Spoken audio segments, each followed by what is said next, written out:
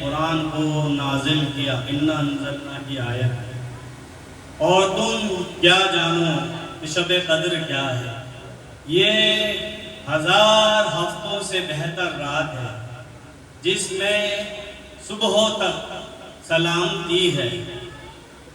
اگر ان آیات قرآنی کو سمجھیں تو دو بات واضح ہوتی ہیں کہ قرآن ظاہراً رسول کریم صلی اللہ تعالیٰ علیہ وآلہ وسلم پہ 23 سال لگ بھگ مکمل ہوا، تو یہ تو سمجھ میں نہیں آتا کہ ایک رات میں قرآن مکمل کیسے ہوا جبکہ 23 سال کا ظاہراً وقت لگا۔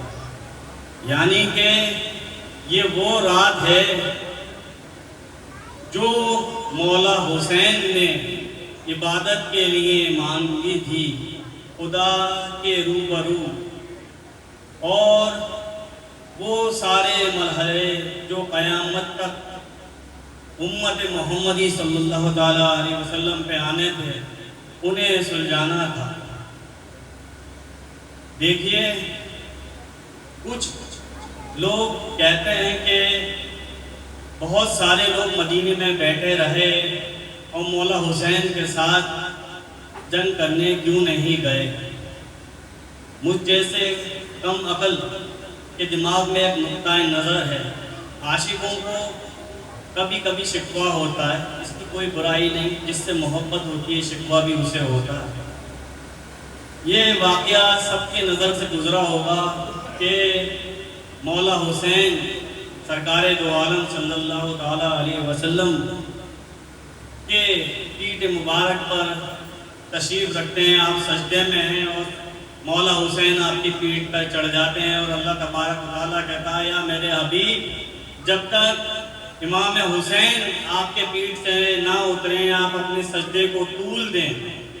اور اللہ کے محبوب تاریخ لکھتی ہے کہ 72 بار سبحان ربی الاعلیٰ کہتے ہیں۔ یہ واقعہ نہیں ہے کہ آپ سنیں، اس کو سمجھیں، اس کی گہرائی کو سمجھیں اور اس کے عقیدے کے لیے سمجھیں کہ یہ کیا ہو رہا تھا اس وقت۔ مولا حسین رسول کریم کے پیٹھ مبارک پر بیٹھ کے اللہ تبارک و تعالیٰ سے ان جان نثارے کربلا کے نام لوح محفوظ پہ لکھوا رہے تھے کہ میرے خدا لکھیے ابن حبیب کا نام، ابن مظاہر کا نام لکھیے، یا میرے خدا لکھیے زہیر ابن قیس کا نام، یا میرے اللہ لکھیے اونو محمد کا نام، یا میرے اللہ لکھیے میرے شہزادے اصغر کا نام، لکھیے میرے شہزادے علی اکبر کا نام، لکھیے میرے شہزادوں کے نام، میرے عاشقانوں کا نام، میرے انصار کے نام۔ یہ وہ 72 نام تھے جو رسول اللہ نے 72 بار سبحان ربی الاعلیٰ کہہ کے لوح محفوظ پہ لکھوائے تھے۔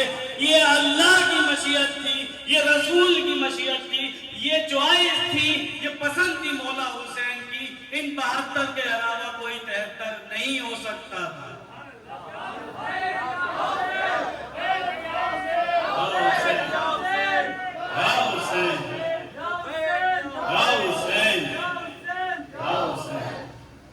ایک طرف نبی پاک کے پیٹھ اقدس پہ بیٹھ کے اللہ سے لوح محفوظ پہ ان نفوس کے اسم گرامی لکھوائے جا رہے تھے کہ جنہیں کربلا میں جان نچھاور کرنی ہے، اور ایک وہ وقت آیا 61 ہجری کا کہ آپ میدان کارزات میں ہیں اور خطوط لکھ رہے ہیں حضرت حبیب ابن مظاہر کو۔ لکھتے ہیں مولا حسین پسند مولا حسین ابن علی کی طرف سے، ایک فقیہ دین اور میرے بچپن کے دوست، میرے بچپن کے وفادار دوست حبیب ابن مظاہر کو سلام۔ اس کے بعد فرماتے ہیں کہ حبیب تم ہماری رسول کریم صلی اللہ تعالیٰ علیہ وآلہ وسلم سے قرابت کو، نسبت کو اوروں سے بہتر جانتے ہو۔ اور ایک تم ایک آزاد خیال اور ایک مومن مجاہد ہو۔ تم جانتے ہو کہ کربلا کے میدان میں ہم بے وطنی میں ہیں اور دشمنوں نے ہم پہ پابندیاں لگا دی ہیں۔ اگر ہو سکے تو جلد از جلد ہم سے آ کر ملو۔ اگر تم نے دیر نہیں کری تو میدان کربلا میں تم سے ملاقات ہوگی، اور اگر شام غریبہ ہو گئی تو روز حشر تم سے ملاقات ہوگی۔ تو یہ وہ خط حدود ہیں کہ جو سجدے میں نام لکھوائے گئے تھے، ان کو بتایا جا رہا تھا کہ تمہیں آنا ہے اس عشق کی نماز کو ادا کرنے، اس سجدائے عشق کو ادا کرنے۔ آپ کے کارواں میں، آپ کے جانثاروں میں کوئی بھی ایسا شخص نہیں تھا جو ساتھ مدینے سے چلا مکہ، مکے سے کربلا پہنچ گیا۔ کوئی کہیں تھا، کوئی کہیں تھا، کوئی کہیں تھا۔ یہ اس بات کا بیان ثبوت ہے کہ یہ مولا حسین کی ہی پسند تھی جو سجدہ میں لکھوائی گئی تھی۔ یہ مولا حسین کا انتخاب تھا کہ وہ اپنے پسندیدہ ہستیوں کو اپنی جان نشاور کریں۔ کسی کی حیثیت نہیں تھی، کسی کی اوقات نہیں تھی کہ وہ خود آ جاتا۔ مولا اگر چاہتے ایک آواز بلند کرتے تو مولا حسن علیہ السلام نے جتنا بڑا لشکر معاویہ ابن ابو سفیان کے خلاف اکٹھا کرا تھا، اس سے 10 گنا بڑا اکٹھا کر سکتے تھے، کیونکہ یہ تو لعین کے خلاف تھا۔ وہ تو پھر بھی اوپر سے مکوٹا پہنا ہوا ایک شخص تھا، اس کو تو گلی گلی سے، کوچے کوچے سے، بچے بچے سے، عورت کی دل کی آواز تھی، اس لعین کو مارو مارو مارو۔ لیکن وہ دشمنی رسول اللہ سے، جو رسول اللہ کو کبھی کانٹوں پہ چلاتی ہے تو کبھی سجدے میں اتڑیاں پڑواتی ہے، تو کبھی رسول اللہ کو اپنے وطن عزیز سے ہجرت کراتی ہے، تو کبھی رسول اللہ کو پیٹ پہ اپنے پتھر بنوا کے خندق کھدواتی ہے۔ یہ چھپی چھپی، ڈھکی ڈھکی، حجابانہ دشمنی کا پردہ فاش کرنا بھی تھا، اور قیامت تک یہ بات واضح کرنا تھی کہ جس نے میرے نانا جان کو تکلیف دی اس سے میں کبھی دوستی نہیں کر سکتا۔ دیکھیے، کچھ واقعات ایسے ہیں، ان کو دلوں سے سوچنے کی توجہ کی ضرورت ہے۔ قرآن کریم میں حضرت صالح علیہ السلام، قوم سمود کا ذکر بھی ہے۔ بڑی بدقامت کی قوم تھی، جسے اپنے جسمی طاقت پہ بڑا غرور تھا، اور وہ پہاڑوں کو تراش کے اس میں محل بنایا کرتے تھے۔ قرآن کریم کے لفظ میرے محل۔ حضرت صالح علیہ السلام نے جب تبلیغ کری تو انہوں نے کہا کہ تم اگر نبی برحق ہو تو اس پہاڑی سے ایک ایسی طاقتور حاملہ اونٹنی نکالو تو ہم تمہیں نبی مانیں گے۔ انہوں نے اللہ کے روبرو دعا مانگی، اور اس اونٹنی پہاڑ میں ایک دیوار شق ہوئی اور وہاں سے ایک اونٹنی نکلی، اور پھر طے ہوا، کچھ لوگوں نے ایمان لایا اور کچھ منافق ہوئے۔ ظاہراً ان پہ ایمان لیا ہے، لیکن دل میں بغض تھا، کیونکہ سامنے سے نبوت ظاہر علامتوں کے سامنے حضور ہو چکی تھی، تو منکر نہیں ہو سکتے تھے، اپنے قول سے کیسے پیچھے ہٹے۔ تو منافقت کہاں ہوئی، یہ تاریخ میں قرآن بیان کرتا ہے، اور منافقوں کا حشر کیا ہوتا ہے یہ بھی قرآن بتاتا ہے۔ جنہوں نے نہیں پڑھا، کلمہ نہیں پڑھا، جنہوں نے نہیں مانا صالح علیہ السلام کو نبی، نہیں مانا، جنہوں نے ان کو نبی و برحق مان کے ان کی نافرمانی کری، تو کیا ہوا؟ انہوں نے کہا کہ اس اونٹنی کو اس کنویں سے پانی ایک دن یہ پیے گی، ایک دن تم پیو گے، جس دن تم پیو گے اس دن اونٹنی نہیں پیے گی، جس دن اونٹنی پیے گی اس دن تم نہیں پیو گے۔ یہ بات انہیں منافقوں کو کھلنے لگی اور حضرت صالح کی اونٹنی کو قتل کیا، اور حضرت صالح کی اونٹنی کا جو بچہ پیدا ہوا تھا وہ دور پہاڑی سے دیکھ کے تھر تھراتے کانپ کے پہاڑی سے پیچھے چھپ گیا، اور اس نے اونٹنی کو اپنی ماں کو ذبح ہوتے ہوئے دیکھا ان درندوں کے ہاتھ، اور آسمان کے طرف اللہ کے طرف نظر ڈال کے اس نے رونا شروع کر دیا زار و قطار۔ کون سی اونٹنی؟ اللہ کی اونٹنی، نبی سے دعا کی مانگی ہوئی اونٹنی۔ وہ بچہ آسمان کے طرف دیکھتا ہے اور روتا ہے اور پہاڑی کے اندر ضم ہو جاتا ہے۔ اللہ کو جلال آتا ہے، اللہ کہتا ہے کہ میرے نبی ہے صالح، ان سے کہہ دو کہ 3 دن اپنے گھروں میں موج کر لیں، اس کے بعد ان کے لیے عافیت نہیں ہے۔ 3 دن کے بعد ایسا زلزلہ آتا ہے کہ قوم سمود کو تہو بالا کر دیتا ہے اللہ تعالیٰ۔ اللہ کی ایک اونٹنی نے جب آسمان کے طرف درد بھری نگاہوں سے دیکھ کے آنسو گرائے تو اللہ کو جلال آ گیا۔ اب آپ یہ میدان کارزار کا واقعہ دیکھیے، مولا حسین اپنے خانوادے سے کہہ رہے ہیں، اے میری بہن زینب، اے میرے بیٹے لخت جگر زین العابدین عابد بیمار، اے میری بیٹی سکینہ، تم شام غریبہ کے بعد رونا نہیں، آہو فغا نہیں کرنا، سینہ بوزی مت کرنا، بال مت کھولنا۔ ہمارے علماءوں نے اس کا کیا ترجمہ نکالا کہ کربلا میں مولا حسین نے یہ کہا، وصیت کری تھی کہ رونا مت، آہو گریہ مت کرنا، بال مت کھولنا۔ ارے مولا حسین کو معلوم تھا کہ خاندان رسالت کے گھر والوں سے ایک آنسو اگر گر گیا تو اللہ نے قوم سمود کا جو حال کیا تھا اس سے بدتر حال امت محمدی کا ہوتا۔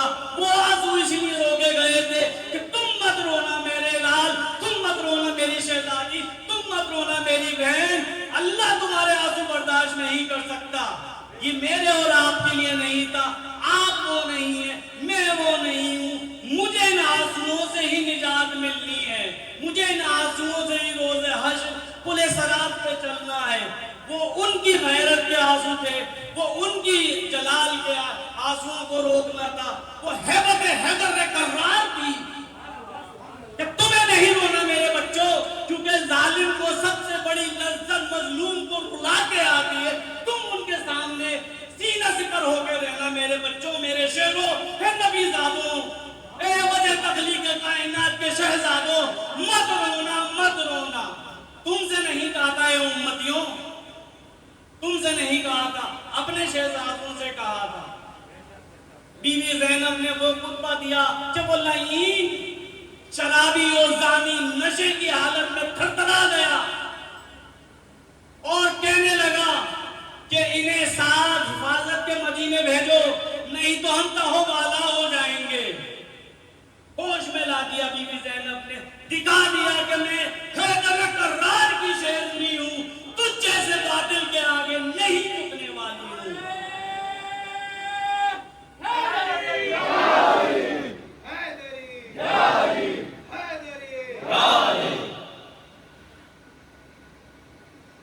بات اس طرح سے ہے کہ روایت میں آتا ہے، لوگ کہتے ہیں مدینے کے کہ ہم محرم کا چاند کا اندازہ اس بات سے لگاتے تھے کہ خاندان رسالت کے گھر سے جب آہو فغا کی آوازیں آتی تھیں تو ہم سمجھ جاتے تھے کہ محرم کا چاند دکھ گیا۔ ارے تم کیوں نہیں روتے؟ اور اگر تم نہیں روتے تو یہ تمہاری کسی کی بد نصیبی، اور اللہ تبارک و تعالیٰ کہتا ہے کہ بندہ مجھے سجدہ کر ہی نہیں سکتا کہ جب تک میں توفیق عطا نہ کروں۔ تو اللہ تمہیں توفیق ہی نہیں دیتا کہ تم غم حسین میں اپنے آنسو بہاؤ، غم حسین میں اپنے گھر کو عزا خانہ بناؤ، غم حسین میں شادیاں کو ترک کرو، کیونکہ تمہیں اسی قوم سمود کا جیسا حال روز حشر ہونا ہے۔ دنیا میں اللہ نے چھوٹ دے رکھی ہے، اس کے بعد اللہ کے جلال کا روبرو ہونا ہے۔ یہ جو مہلت ہے، وقت ہے، یہ وقت مہلت ملی ہوئی ہے کہ اگر یہ حجت امام حسین جیسے حضرت حر کو ملی میدان کارزار میں، اگر کوئی ایک حر ہماری تقریر سے، مجلسوں سے، ہمارے علم سے، ہمارے جلوس سے آئے گا تو اس کا اجر ہمیں ملے گا، اور اس بندے کو قیامت تک ملنے والا ہے۔ اس کی نسلیں اس بات سے فیض یاب ہوں گی کہ ہمارے باپ دادا پردادا غم حسین میں علم بلند کرتے تھے۔ جو امام کے ساتھ تھے وہ حضرت تھے، اور جو نہیں تھے وہ لعین آج بھی لعنتی ہیں۔ تو یہ خوش نصیبی ان کی جو سبز کپڑے پہنتے ہیں، شادیوں کو نہیں جاتے ہیں، غم حسین میں روتے ہیں۔ دیکھیے یہ وقت عافیت کا ہے۔ صبح وہ وقت ہے مولا حسین کے جانثار کربلا کے میدان میں کارزار میں لعینوں کی گردنیں ذبح کرتے ہوئے نظر آئیں گے۔ وہ واقعات سب کو معلوم ہے۔ مولا حسین کے شہزادے علی اکبر علیہ السلام اس قدر مشابہ تھے رسول اللہ صلی اللہ تعالی علیہ وآلہ وسلم کے کہ میری بھابھی کا ایک شعر بھی ہے جس کو عمار میاں نے منتبت مکمل کیا ہے۔ بکھیرے دوش پر زلفے علی اکبر نکلتے ہیں، کہاں بے ساختہ سپنے کے پیغمبر نکلتے ہیں۔ وہ ہیبت رسول کریم، آپ جب گھوڑے پہ آئے تو میدان میں اس کونے سے اس کونے تک پورا چکر لگایا، اور وہ نامردوں کی فوج ایک کے اندر بھی ہمت نہیں ہوئی کہ وہ شبیہ رسول کے اوپر حملہ کر سکے۔ آپ اپنے گھوڑے کی لگام کھینچ کے خیمے میں آتے ہیں، وہ کہتے ہیں بابا یہ کیسے نامرد ہیں کہ میرے آگے جنگ کو آتے ہی نہیں۔ اگر دو گھونٹ پانی مل جائیں تو میں انہیں بتاؤں کہ میں حیدر کردار کا وہ شیر ہوں جو اکیلا تنہا پوری فوج کے لیے کافی تھا۔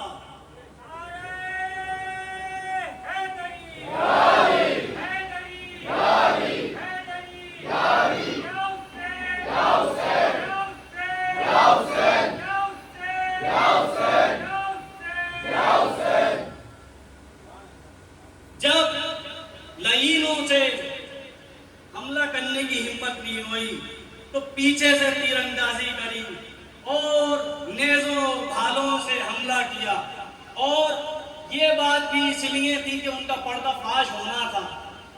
جب یہ بات حجت تمام ہوئی 9 محرم مغرب کے بعد، آپ نے جتنی حجت کرنا تھی اور آپ نے کہا میں نے تم پہ اپنی حجتیں تمام کر لی، تو کہا کہ چلو جب تم نہیں مانتے جنگ کو تو میں تم سے جنگ کروں گا، لیکن جنگ کے کچھ اصول ہوتے ہیں۔ ہم جب کافروں سے بھی جنگ کرتے ہیں تو کچھ اصول پہ جنگ کرتے ہیں۔ میں تو ابن رسول اللہ ہوں، چلو تم مجھ سے کچھ جنگی اصول طے کر لو۔ انہوں نے کہا، وہاں پر جو کمانڈر چیف تھا عمر سعد، وہ کہتا ہے کہ ٹھیک ہے آپ اپنی شرائط بتائیں۔ آپ نے کہا کہ ہم ایک آدمی پہ ایک آدمی مین ٹو مین جنگ کریں گے، چھپ کے تیر اندازی نہیں کریں گے، بھالے نہیں چلائیں گے، عورتوں بچوں کو پریشان نہیں کیا جائے گا، خیموں میں آگ نہیں لگائی جائے گی، مال غنیمت نہیں لوٹا جائے گا۔ اس لعین نے ساری شرط ظاہراً قبول کری، اور رات کے اندھیرے پہ چھپے ہوئے حملہ بول دیا کارواں پہ، اور تیر اندازی شروع کر دی فجر کے وقت سے کچھ پہلے۔ امام کے جانثار انصاروں کو تیر اندازی سے تاریخ لکھتی ہے کہ 72 میں سے تقریباً 30 انصاروں کو تیر اندازی چھپ کے حملہ کر کے شہید کر دیا۔ ایک یکے بعد ایک دیگرے، ایک صبح فجر کی نماز کے بعد جنگ شروع ہوئی، سب شہید ہو گئے۔ کوئی نہیں بچا۔ مولا حسین شہزادے علی اصغر علیہ السلام کی دو روایتیں مشہور ہیں شہادت کی۔ پہلی کہ آپ دروازے پر خیمے پہ لیے کھڑے تھے، وہاں سے ایک تیر آیا جو آپ کے گلے اپنے مبارک پہ لگا، پہلی روایت یہ آتی۔ دوسری روایت جو زیادہ تر بیان کرنے اور مجلسوں میں بیان ہوتی ہے وہ یہ ہے کہ آپ اپنے نوشیر کو لے کے گئے اور آپ نے خطبہ فرمایا کہ یہ 6 ماہ کا نوشیر ہے اور یہ کسی خطا بات نہیں ہے، تمہاری دشمنی مجھ سے ہے، یہ اپنی والدہ کے دودھ خشک ہونے کی وجہ سے پیاسا ہے، اس کو تو گھونٹ پانی کے دے دو۔ تو ہرمرا نام کا ایک تیر انداز ملعین اس نے حملہ کیا اور آپ کے گلے پہ تیر لگا اور آپ نے اس خون کو اپنے چہرے مبارک پہ ملا۔ یہ دو روایت ہیں۔ اور تیسری یہ میرے عقیدے کی روایت کوئی نہیں، یہ میرا عقیدہ ہے۔ قرآن کریم میں حضرت بی بی مریم کا ذکر آتا ہے، جب انہیں ولادت کے درد ہوئے تو اللہ نے حکم دیا کہ علیحدگی میں چلے جاؤ، اور وہاں حضرت عیسیٰ علیہ السلام پیدا ہوتے ہیں۔ جب وہ 3 دن کے عیسیٰ علیہ السلام کو لے کے آتے ہیں تو بوڑھے یہودی مکار چال باز نبیوں کو پریشان کرنے والے ان کی ذات اقدس پہ توہین آمیز باتیں کرتے ہیں۔ 3 دن کے نبی کو جلال آتا ہے، قرآن میں واقعہ ہے کہ میں اللہ کا نبی ہوں، مجھ پہ شریعت اتری ہے۔ وہ 3 دن کے نبی اپنی والدہ کی حرمت کے لیے بول پڑتے ہیں کہ میں اللہ کا نبی ہوں، مجھ پہ شریعت اتری ہے، ظاہراً کوئی کتاب نہیں اتری تھی۔ وہ 6 ماہ کے نبی و آخر الزماں کے شہزادے، وہ حیدر کرار کے پوتے، وہ حسین ابن علی کے لال، انہوں نے بھی یقیناً ضد کری ہوگی میرے بابا جب تک میرا خون آپ کے چہرے اقدس پہ نہیں لگ جائے میں آپ کو شہید ہوتا ہوا نہیں دے سکتا۔ میرے بابا پہلے میرا نذرانہ لے لیں، پہلے میری جان لے لیں، میرے نذرانے کو نانا جان کے سامنے پیش کر دیں، پھر آپ چاہیے گا، میں آپ کے بغیر سانس نہیں لے سکتا۔ آپ کی شرط ہے امام زین العابدین آپ کی نسل کو چلائے گی، میرا نذرانہ تو لے کے جائیے، میں کیسے اس نذرانے سے چھوٹ جاؤں؟ یہ حیدر کرار کے پوتوں کا جلال ہے، یہ سمجھنے کی بات ہے۔ 3 دن کے نبی اپنی ماں کی حرمت کے لیے بول سکتے ہیں، تو 6 ماہ کے رسول کریم کے شہزادے بھی اپنے والد سے خطاب کر سکتے ہیں۔ دنیا سمجھے نہ سمجھے، کتاب پڑھنے والے سمجھے نہ سمجھے۔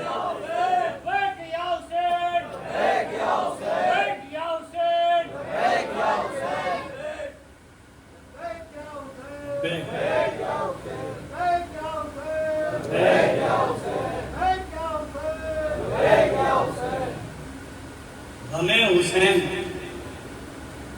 لوگ کہتے ہیں کہ 3 دن سے زیادہ غم نہیں آیا، یہ نہیں آیا، وہ نہیں آیا۔ ارے بر وقتوں وہ دین جس کی تم بات کرتے ہو وہ امت کے لیے تھا، بانی امت کے لیے تھوڑی تھا۔ وہ تمہارا باپ مرے اسی دن شادی میں چلے آؤ، ہمیں کوئی افسوس نہیں، کوئی شرمندگی نہیں۔ یہ رسول کریم کا خانوادہ ہے، اس کے غم میں اگر خوشیاں منا رہے ہو، گھروں میں جھالریں لٹکا رہے ہو، شادیاں کر رہے ہو، خوشیاں منا رہا ہو، کڑائی میں روزے کی افطاریاں بنا رہے ہو، تو روزے حشر رسول اللہ کے سامنے بھی یہی کہنا کہ یا رسول اللہ 3 دن کے زیادہ سوگ نہیں تھا۔ کون بچانے والا ہے؟ اگر رسول اللہ نظر پھیل لیں تو پھر اس پردہ خدا بندی کے بیچ میں سے رحمت کا پردہ ہٹ کے صرف جلال کا ہی پردہ بچتا ہے۔ اگر اللہ کے جلال سے بچنا ہے تو رحمت عالم کے دامن کی ہوا کے نیچے آ جاؤ، نہیں تو اس تپتی ہوئی دھوپ میں سر و سامان کچھ نہیں ہوگا، کوئی نماز نہیں ہوگی، کوئی روزہ نہیں، کوئی نماز نہیں۔ نبی بھی اپنے آپ کو تھر تھر کانپ کے بخشوانے کی دعا کر رہے ہوں گے۔ تو میری اور آپ کی کیا اوقات، کیا ہم اپنے اعمالوں پہ بخشوانے والے ہیں؟ آج سے رجسٹر مینٹین کر لو، اور جب تک زندہ ہو روز اپنی نیکیاں اور کمیاں اور نمازیں اور روزے اور حج و زکوٰۃ لکھ لو۔ وہ دفتر، وہ کاغذ تمہارے منہ پہ مار دیں گے۔ اللہ نے کہیں وعدہ نہیں کیا، کوئی وعدہ نہیں کیا۔ اللہ نے وعدہ کرا ہوتا تو روز حشر نبی تھر تھر نہیں کانپتے کہ اللہ تو ہمیں بچا لے، امت کا جو حساب ہے وہ امت جانے۔ نبیوں نے بھی روز حشر اللہ کے روبرو پیش ہونا ہے، اور وہ اس جلال سے اللہ کے واقف میں وہ ڈرتے ہیں۔ اور ہم اور آپ اپنی نمازوں کا ہی زوم دکھانے پہ آمادہ ہیں۔ نماز کا درس مولا حسین نے سجدے میں سر کٹوا کے دے دیا۔ ہم حسینی ہیں، نماز کی پابندی ہمارے لیے عین ضروری ہے، لیکن وہ نماز کہ جس میں سجدے میں اللہ کے رسول اور اہل بیت کا خیال آئے، وہی سجدہ اللہ کی بارگاہ میں قبول ہے۔ جو سجدے تو زمین کو اوپر ماتھے کو گھستے ہوئے دیکھا، ان سجدوں کی کوئی گنتی نہیں ہے۔ ہمارے لیے ہمارے آقا سرور کائنات خلصائے موجودات سردار انبیاء حبیب کبریاء احمد مصطفیٰ محمد مصطفیٰ صلی اللہ تعالیٰ علیہ وسلم عین ایمان ہیں۔ لوگ باتیں کرتے ہیں کہ یہ کہاں سے ثابت ہے، وہ کہاں سے ثابت ہے۔ اگر میں تم سے پوچھوں کہ قرآن کی آیتیں تمہارے پاس کہاں سے ثابت ہیں؟ قرآن کی آیتیں اس بات پہ ثابت ہیں کہ رسول اللہ محبوب خدا ہیں، حبیب کبریاء ہیں، وجہ تخلیق کائنات ہیں، اللہ کے محبوب اور اللہ کے بندے اور نبی ہیں، تب وہ قرآن تمہارے پاس قرآن کی شکل میں ہے۔ جب تک رسول اللہ پہ عین ایمان نہیں تو تمہارے لیے کوئی قرآن کی آیت کا ثبوت نہیں ہے۔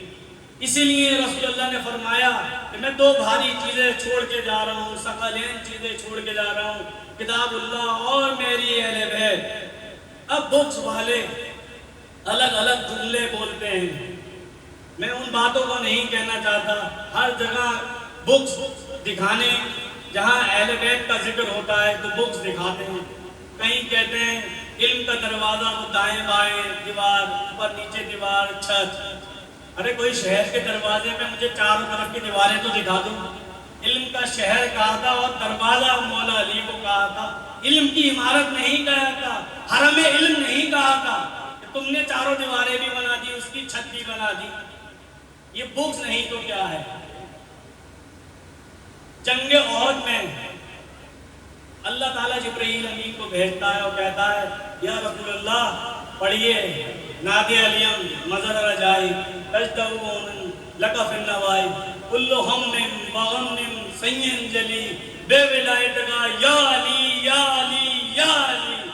اب آپ نے کون سی اس میں کیا کیا جملے جوڑے، میں برسر ممبر نہیں بولنا جانتا، سب کو معلوم ہے۔ یہ بکس نہیں تو کیا ہے؟ ارے جن حضرات کے نام جوڑتے ہو کیا انہوں نے بھی کبھی اپنے نام ایسے جوڑے؟ اگر انہوں نے جوڑے ہو تو میرے سر ماتے، لیکن انہوں نے تو غلامی کا توق لکھا، اپنے سر پہ ڈالا اور 4 سال کے غلاموں شہزادے سے اپنی سند سے غلامی لکھوائی۔ تم بنو امیہ کے بندر، تمہیں نہ اہل بیت سے مطلب نہ آل رسول سے، تمہیں اس بہانے اپنے بنو امیہ کے جرائم کو چھپانے کے لیے کوئی شخصیت چاہیے تھی۔ میں ایک بات عرض کرتا ہوں، اگر کوئی مستند سند کے تحت کوئی حدیث ہے تو اس پہ یقین نہ کرنا خدا کی قسم آیت قرآنی کی منکر کے برابر ہے۔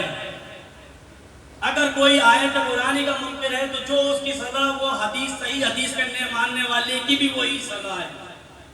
صحیح حدیث کی جو شرائط ہے وہ پوری ہو جائے اور وہ حدیث آپ کے کانوں میں پڑ جائے اور نہ مانے تو پھر وہی سزا ہے جو قرآن کو نہ ماننے والے کی سزا ہے۔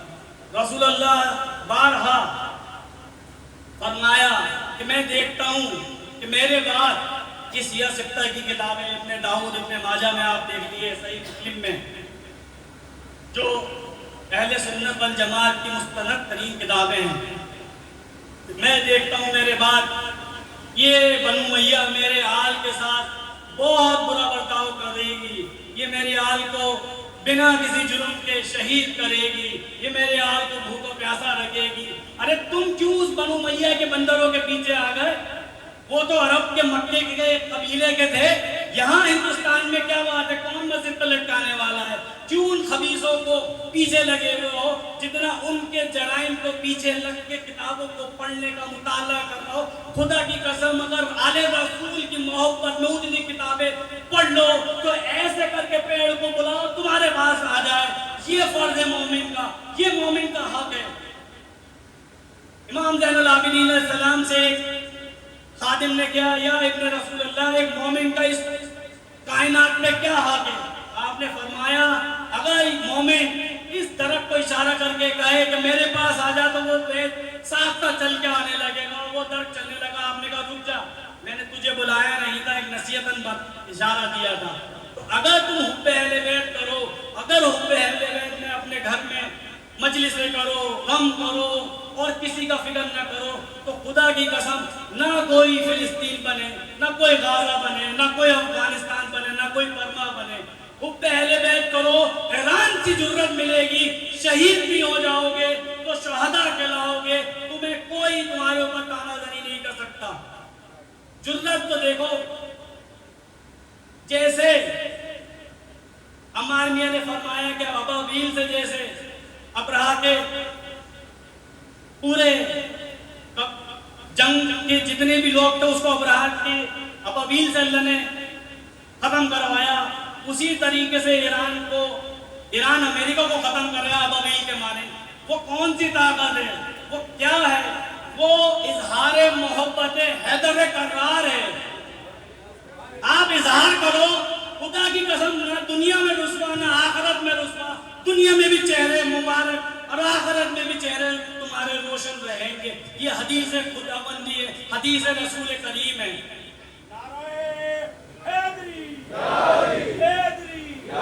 میں اپنی تقریر کو ختم کروں گا کیونکہ رات بہت ہے اور قاضیوں کی زیارت پہ جانا ہے۔ بس یہ کہوں گا عشق اور مشق چھپائے نہیں چھپتا۔ اگر عشق ہے تو دکھے گا، اور اگر عشق نہیں ہے تو کتاب کی دیمک کے طرح پڑھے رہو کتابوں میں، سو تمہیں حوالے مل جائیں۔ تم نے پہلے ہی اپنا راستہ چن لیا ہے، تم نے پہلے ہی اپنے رہبر چن لیا ہے۔ ہم صاف کہتے ہیں کہ میدان میں آ گئے ہو تو پھر کھل کے بات ہو، میں تو علی کے ساتھ ہوں، تم کس کے ساتھ ہو؟